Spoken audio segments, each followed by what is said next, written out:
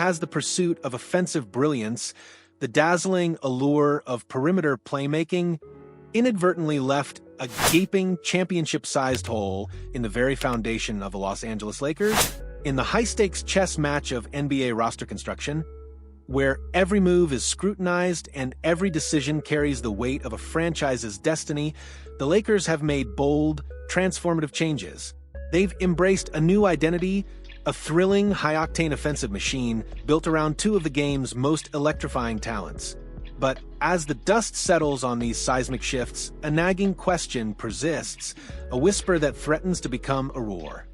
Can an offense-first philosophy truly deliver a title without the bedrock of elite, intimidating rim protection? Today, we dive into the Lakers' audacious new vision, the quiet emergence of a superstar, and the overreaction trade that might just be the missing piece to their championship puzzle. The Los Angeles Lakers, a franchise synonymous with star power and championship aspirations, have embarked on a radical transformation, a philosophical pivot that has sent shockwaves across the NBA landscape. The blockbuster trade that sent Anthony Davis packing and brought Luka Dončić to the City of Angels wasn't just a roster change, it was a declaration of intent, a seismic shift away from the power and defense identity that had defined their recent championship era. Gone are the days of relying solely on interior dominance and suffocating defense. Luka's arrival signaled a new dawn, an offense orchestrated through elite playmaking, perimeter creation, a blistering pace, and an unparalleled scoring versatility that promised to electrify arenas and redefine their attack.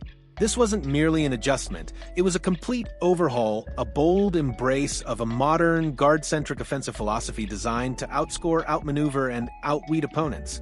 The Lakers didn't hesitate to double down on this new direction. The acquisition of DeAndre Ayton further solidified their commitment to an offensive-minded frontcourt. Ayton, with his touch around the rim, his size, and his ability to magnify scoring opportunities, perfectly complemented the vision. He brought a different dimension to the paint, one focused on finesse and offensive efficiency rather than the sheer intimidation and interior dominance that Anthony Davis once provided. The pieces were falling into place, creating a roster brimming with offensive talent, capable of putting up staggering point totals on any given night. The narrative was clear. The Lakers were building an offensive juggernaut, a team designed to light up the scoreboard and dazzle with their perimeter prowess.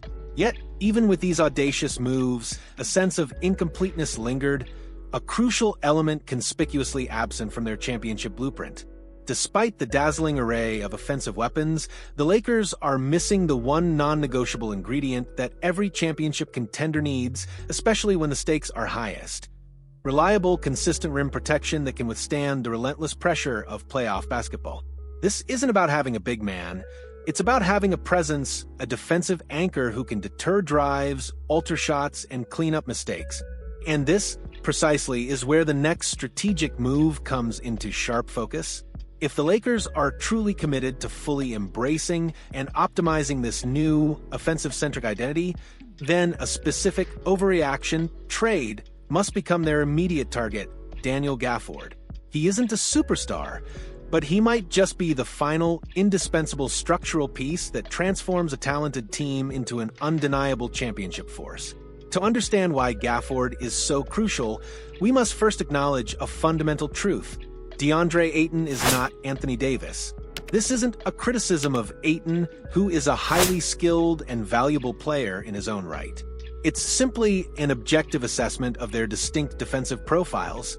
Anthony Davis, in his prime, was a defensive savant, defined by his instinctive rotations, his overwhelming length, and his uncanny ability to erase mistakes that no scheme could fully prevent. He was an imposing force, a shot-blocking menace who instilled fear in the hearts of opposing slashers. Ayton, by contrast, plays defense primarily through positioning and anticipation. He is reactive rather than imposing. He is mobile in switches, capable of playing up in coverage, and comfortable closing defensive possessions with rebounds. These are valuable attributes, but they don't address the core deficiency. Ayton does not fundamentally change opposing drives. He does not deter slashers with his mere presence. Teams do not hesitate when they see him waiting at the rim. Daniel Gafford, however, is a different breed entirely. Gafford plays defense in a way that fundamentally alters how opponents think, not just how they shoot. He is a relentless, high-motor defender who challenges everything around the basket. He is one of the league's premier vertical defenders, controlling space above the rim with an athleticism and timing that very few bigs possess. When Gafford is lurking in the paint, opposing players think twice before attacking the basket. His presence is a deterrent, a psychological barrier that forces opponents to adjust their angles, settle for tougher shots, or pass out of what would otherwise be easy layups. He is an intimidator, a shot blocker, and a constant threat to send an opponent's attempt sailing into the stands.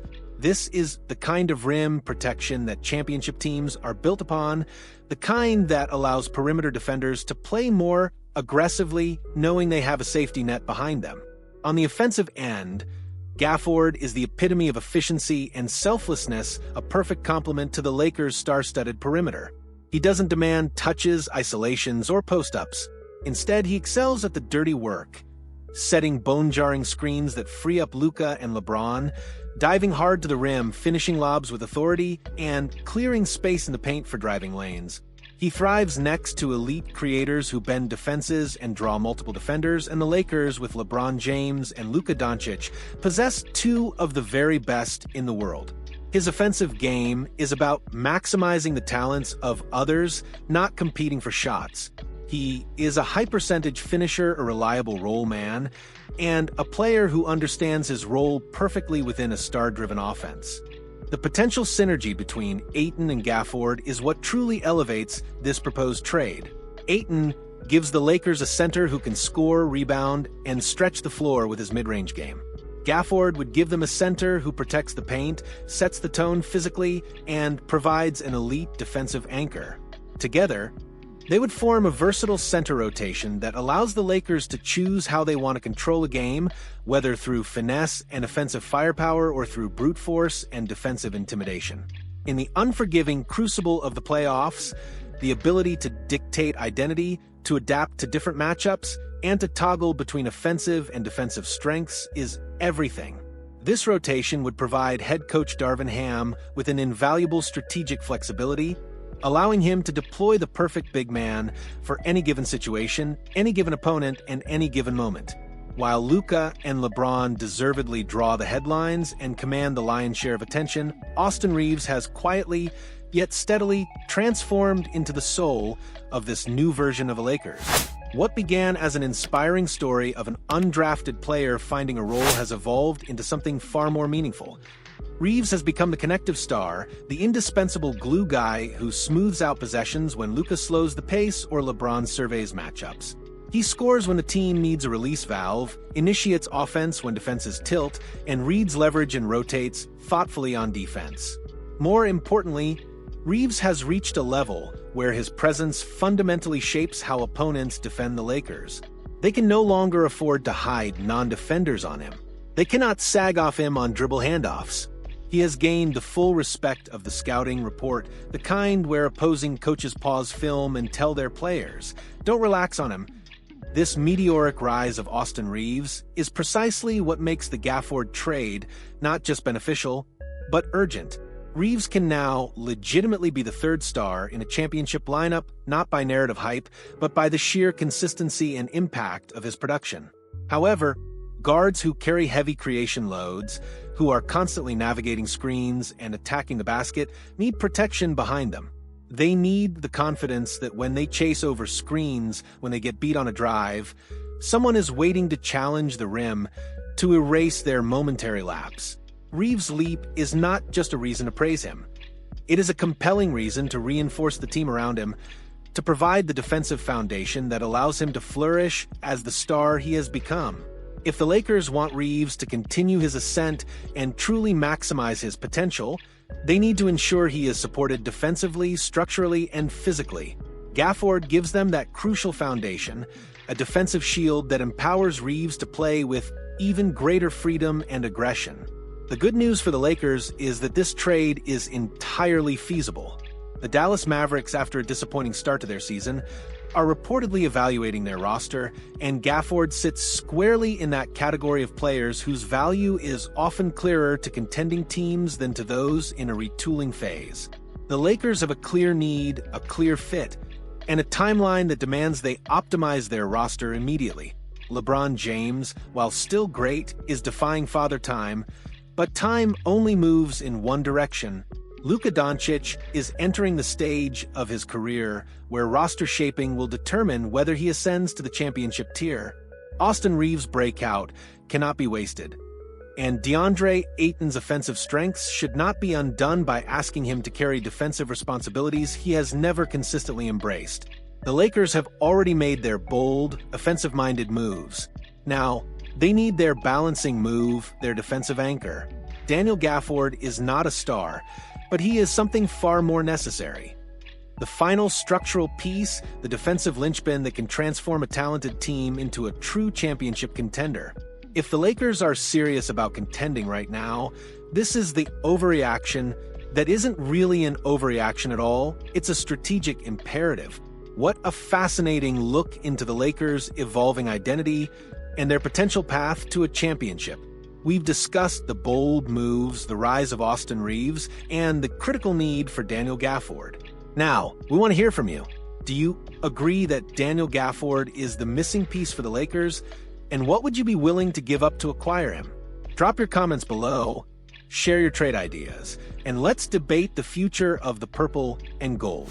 And if you found this deep dive into NBA strategy compelling, don't forget to hit that like button and subscribe for more exclusive insights and passionate analysis from the world of basketball. Do you think the Dallas Mavericks would be willing to part with Daniel Gafford, given their own roster needs and current struggles?